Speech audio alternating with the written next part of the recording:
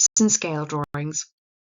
Scales tell you what a distance on a map or a drawing represents in real life. These can be written in a variety of ways, but they all say something along the lines of 1 centimeter represents 5 kilometers. You might come across some of these kinds of scales on maps. 1 centimeter equals 3 kilometers, which basically means 1 centimeter represents 3 kilometers.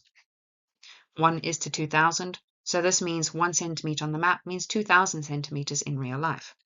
Or you may come across this where you need to use a ruler. So the line, for example, is 2 centimeters long, so 2 centimeters means 1 kilometer.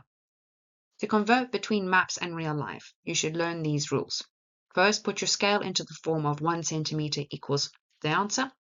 To find real life distances, you multiply by the scale. And to find map distances, you divide by the scale. And always check your answer looks sensible. Let's have a look at an example. Puddleton is 10 kilometers east of Muddleton. How far apart would they be on this map? So first we find our real life distance, which is 10 kilometers. And then we have a look at the scale on the map, which shows us 1 centimeter equals 5 kilometers.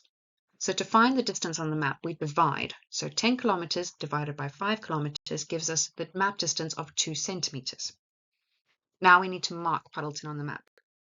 So all you need to do is take your ruler and measure 2 centimeters to the east or right of Muddleton and mark it on the map. The same rule works for scale drawings as well. Scale drawings will often be shown on a grid. Let's take a look at an example. This is a scale drawing of Alison's garden. 1 centimeter represents 2 meters. Find the real length and width of the patio in meters. So first we measure with a ruler. The length on the drawing shows us that it's 3 centimeters, and the width on the drawing shows us that it's 1.5 centimeters. Now all we need to do is multiply to get the real life length and width. So we take 3 centimeters of the length and multiply that by 2 to give us a real life length of 6 meters. And same thing with the width. So 1.5 centimeters multiplied by 2, which gives us 3 meters of the width.